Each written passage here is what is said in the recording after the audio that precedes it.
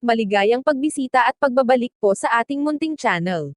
Narito na po, ang karugtong ng ating istorya. Ika-336 na kabanata. Ang mabagal na pagdating ng masamang balita. Ang sigawan ng masaya ay lalong lumakas, at ang lahat ay masayang makita ang pagmamahalan ng kanilang pinuno at ng kapareha nito.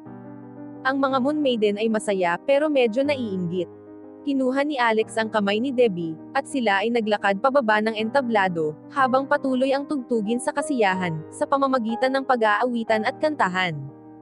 Ang lahat ay nagsasaya. Umalis tayo para maglakad-lakad, bulong ni Alex kay Debbie, pinangunahan niya ang pag-alis sa bulwagan. Sa labas, ang buwan ay sobrang liwanag. Ang klima ay malamig, at sariwa ang hangin. Niyakap ni Alex si Debbie, sinusubukan na mapanatiling, hindi lamigin. Umupo sila sa batuhan, bumubolong ng matamis na salita sa isa't isa, at si Alex ay binalot ito ng kanyang bisig. Nang hating gabi, ang mga fireworks ay nagliwanag sa madilim na kalangitan, lumikha ng mga iba't ibang magagandang disenyo sa iba't ibang kulay. Humalo sa nakakamanghang senaryo. Ito ay lubusang romantikong gabi. Sinabi ni Alex na sumulyap kay Debbie, na nanonood ng fireworks, na may nahalin ng ekspresyon. Ano, tanong ni Debbie, at tumingin dito. Bilog ang buwan, at nagbigay ng malakas na alulong, na nakapagpatawa kay Debbie. Ang ngiti ni Debbie ay mas maganda pa sa mga fireworks, sa isip niya. Hinila niya ito kaunti. Pinisilang baywang at hinalikan sa labi. Si Debbie ay gumanti ng halik pabalik. Nakalimutan nila ang tungkol sa lamig, at nawala sa kanilang mga sarili, dahil sa romantikong halikan. Naramdaman na ito ang pinaka-perpektong sandali ng kanilang mga buhay. Isang lalaki ang lumapit sa kanila mula sa direksyon ng palasyo. Ang pangalan nito ay Rocky Dalton, at ito ang leader ng Grizzlies, isa sa mga gang na dating umatake sa palasyo. Nang mapansin ni Rocky na hinahalikan ni Alex si Debbie, siya ay nahiya at umubo ng ilang beses upang makuha ang kanilang atensyon. Si Alex at Debbie ay biglang naghiwalay, nabigla sa pang-aabala, at si Debbie ay itinago ang kanyang mukha, na namumula sa kahihiyan. Rocky, gabi na, wika ni Alex, may kailangan ka ba na kahit ano? Pasensya na sa pag-abala ko sa iyo, wika ni Rocky. Pero nakatanggap ako ng balita, na ang Blood Brothers Gang ay nagdeklara ng giyera sa martial arts community sa 2 linggong nakalipas. Si Lee Harshaw ay pinatay ang pinuno ng Black Swallow Academy, Spitang Cobra, Death Master, at Golden Warrior Academy. Dahil kami ay malayo sa lokasyon. Medyo natagalan bago namin nasagap ang balita. Si Alex ay nabigla. Posible ba na ang Blood Brothers Gang ay pumunta sa Baltimore upang ipaghiganti ang pagkamatay ni Damon, sa isip niya? Kung gayon, mukhang siya ang responsibilidad tungkol sa mga nangyayari. Ang Blood Brothers ay pinatay ang 4 na pinuno ng iba't ibang sekta, maliwanag na ito ay hindi kayang kontrolin. Paano makakaya ng komunidad ang ganoong pag-atake? Hanggat walang makakapigil sa pag-atake ng Blood Brothers, ang komunidad ng Martial Arts Academy ay hindi makakaligtas.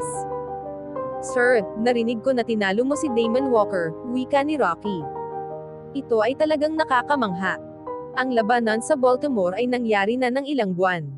Pero ito ang unang pagkakataon na narinig ng mga lokal gang, ang tungkol dito. Sa mga nakalipas na araw, ang impormasyon sa giyera ay umabot sa kanila. At alam nila na si Damon ay pinatay ang legendary na si Paul Novak. Sa labanan ng underground ng Baltimore, si Alex ay tinalo si Damon. Nang inatake ng mga gang ang palasyo ng buwan, wala silang impormasyon tungkol kay Alex, at inaasahan nila na madali nila itong matatalo kaagad. Pero mas mukha pa itong mas magaling, kaysa sa kanilang inaakala. Maraming salamat, Rocky, wika ni Alex. Ano ang sitwasyon ngayon? Si Lee ay tinawagan ang lahat ng martial arts group, at sinabi na magkita sila sa Silver Lake ng Baltimore, wika ni Rocky. Plano na niyang maghiganti mamaya. Ngayong araw, tanong ni Alex. Mabilis siyang nag-isip. Kung si Lee ay naglakas loob na hamanin ang buong martial arts community, kung ganoon ito ay kumpiyansa na siya ay mananalo. Kung siya ay mabibigo, mababayaran siya ng malaking pabuya. Nakaramdam si Alex ng responsibilidad, at alam niyang kailangan pigilan si Lee. Debbie, kailangan na nating umuwi, wika ni Alex na tumingin dito. Ito ay lubusang naka-recover na. Kaya hindi na dapat silang magtagal pa. Okay, sagot ni Debbie na tumango. Si Alex, Debbie at Rocky ay bumalik na sa palasyo kung saan tapos na ang pagdiriwang.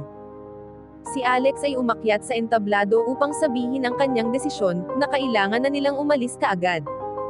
Ang lahat ng disipulo ay nagsimulang magsalita sabay-sabay, hindi gustong siya ay umalis, at ang apat na maiden ay nag-aalala.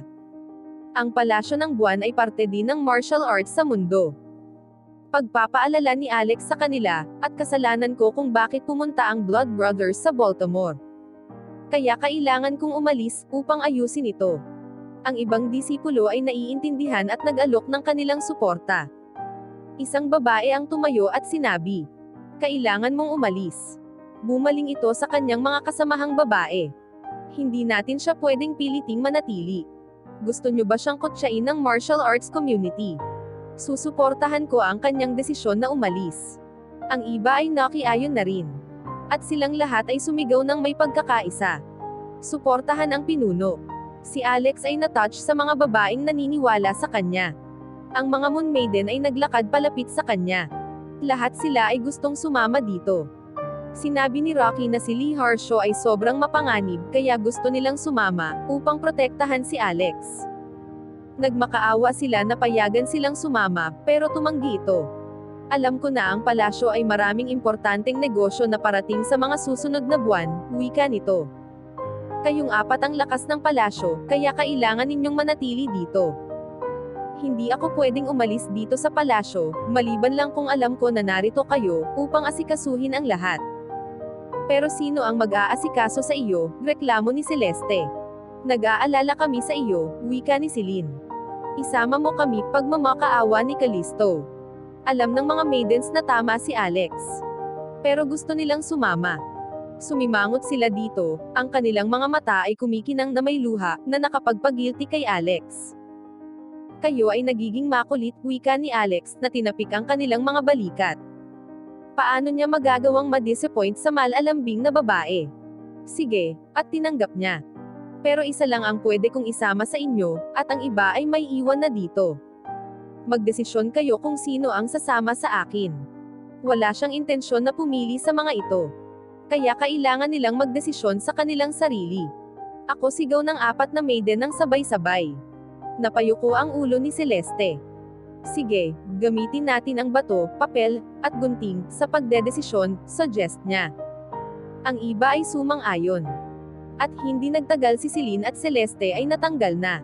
Si Callisto at Luna na lang ang maglalaban. Naghanda sila, 1, 2, 3. Si Callisto ay gunting, habang si Luna ay papel.